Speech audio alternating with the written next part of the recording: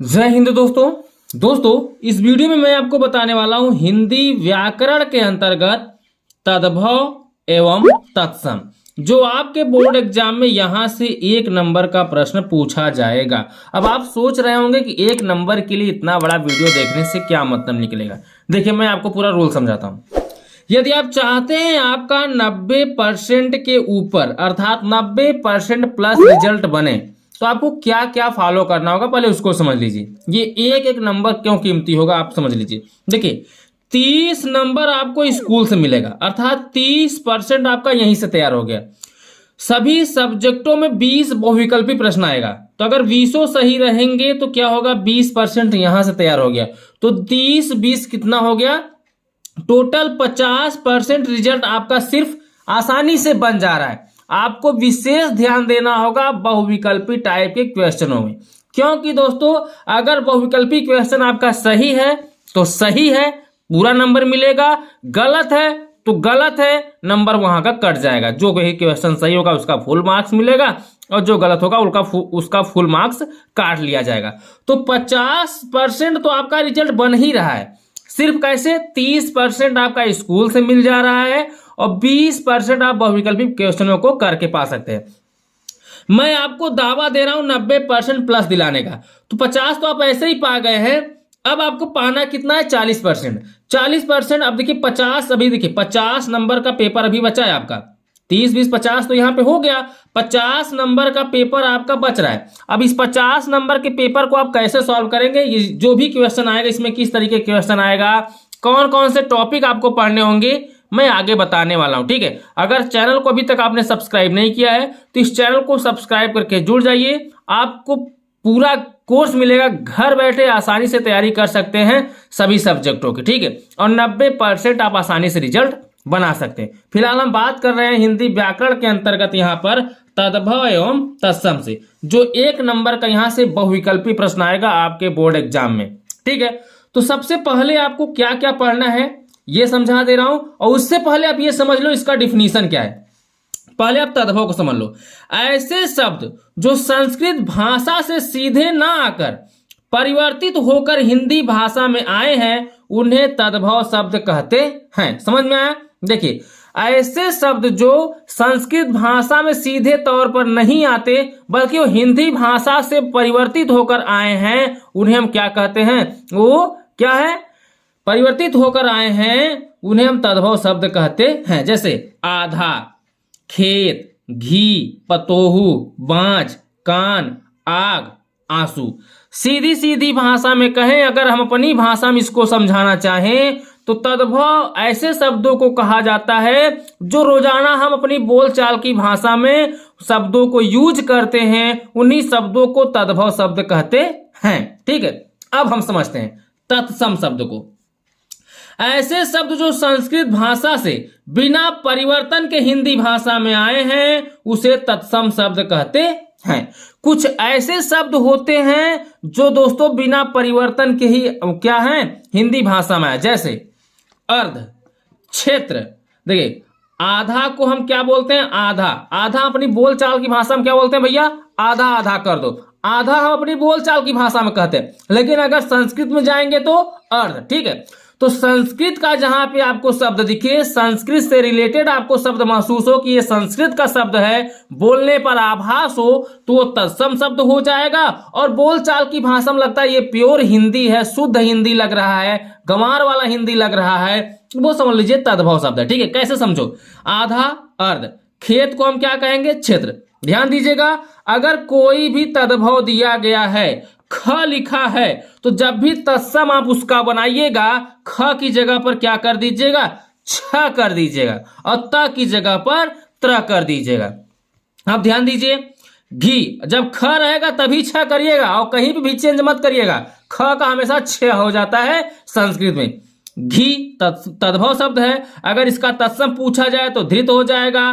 पतोह, पतोह को पौत्र भी कह सकते हो या पतोह को पौत्र बहु भी कह सकते हो संस्कृत भाषा में। ठीक है, बाँझ का तत्सम वंध्य हो जाएगा, कान का कर्ण हो जाएगा, आग का अग्नि हो जाएगा, आंसू का अश्रु हो जाएगा। तो आपने क्या समझा, संस्कृत में थोड़ा टूटे फूटे वर्ड का अधिकतर यूज होता है, जैसे तत्सम में तत्सम में क्या होगा, संस्कृत शब्द दिखेगा आपको, बोलने पर संस्कृत का शब्द आपको महसूस होगा। तो जो सब संस्कृत में समझ में आए वो समझ लीजिए तत्सम है, और जो आम बोलचाल की भाषा में हम शब्दों का यूज करते हैं जिन शब्दों का, वो तद्भव शब्द कहलाते हैं। ठीक है, एग्जाम्पल समझो, उसके बाद मैं यहाँ पे आपको क्वेश्चन समझाता हूं, जैसे आपके बोर्ड एग्जाम में पूछेगा उस तरीके के क्वेश्चनों को हम आपको समझाते हैं। ठीक है, चलिए यहां पर हम समझते हैं तद्भव तत्सम। जैसे अक्षर, बोलचाल की भाषा में क्या बोलते हैं, अक्षर, लेकिन इसका तत्सम क्या होगा संस्कृत में, अक्षर इस तरीके से लिखा जाएगा। अनाज को अन्न, अंगूठा को अंगुष्ठा, आंख को अक्ष, ओठ को ओष्ठ, कपूत को कुपुत्र, कुम्हार को कुम्हार, कीर्ति को कीर्ति, कंधा को स्कंद, कलेश को क्लेश। ठीक है, धीरज को धैर्य, धान को धन्य, नेह को स्नेह, नींद को निंद्रा, पत्थर को प्रस्तर, पाहन को पाषाण, फूल को पुष्प। देखिए फूल तद्भव शब्द है और तत्सम में हम इसको चेंज कर रहे हैं, ध्यान दीजिए, थोड़ा फटाफट कराने का प्रयास करते हैं। पोथी को पुस्तिका, पंछी को पक्षी, किस तरीके से चेंज हो रहा है समझते चलिए। यहां पे पंछी था, अब यहां पे क्या हो गया, पक्षी हो गया। मक्खी को मछका, भाप को वाष्प। तो क्या हो रहा है दोस्तों, हम इसको चेंज करें। देखिए बोलचाल की भाषा को हम तद्भव बोलते हैं और संस्कृत में उसी भाषा को अगर हम संस्कृत में चेंज कर देंगे तो तत्सम हो जाएगा। हम अपनी भाषा में इसको समझाने का प्रयास कर रहे हैं तब इस तरीके से। ठीक है, समझ में आया। यहाँ पे थोड़ा सा और देख लीजिए, जो इंपॉर्टेंट है मैं सब करा दे रहा हूं जो आपके बोर्ड एग्जाम में फंसने वाले हैं। ठीक है, जैसे कुआं क्या है, ये तद्भव शब्द है, हम अपनी बोलचाल की भाषा में कुआं बोलते हैं, लेकिन संस्कृत में हम इसको क्या बोलते हैं, कूप। भाप वाष्प हो गया, हम बोलते हैं भाप उड़ रहा है, भाप को हम संस्कृत में क्या बोलेंगे, वाष्प। ठीक है, हाथ बोलते हैं हाथ, ये हो जाएगा हस्त। सात संस्कृत में क्या होता है, सप्त।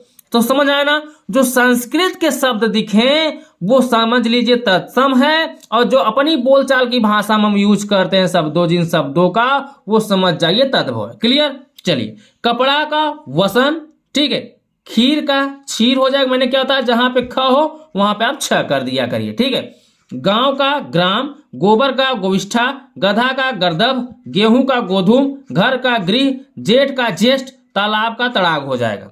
क्लियर। अब आप समझिए, सावन का श्रावण हो जाएगा, सूरज का सूर्य हो जाएगा, सांप का सर्प होता है, सपना का तत्सम क्या स्वप्न होता है, मोर का मयूर होता है, मानुष का मनुष्य होता है, मौत का मृत्यु होता है, भीख का भिक्षा होता है। समझ आना। तो ये सब हो गया तद्भव और तत्सम।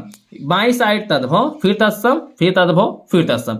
तो जितने यहाँ पे तद्भव तत्सम कराएं, अगर एक नजर आपको देखना है, इसको रट्टा नहीं मारना है। मैंने क्या बताया है कि जो चीजें मैं पढ़ाता हूं वीडियो का फुल वॉच किया करिए।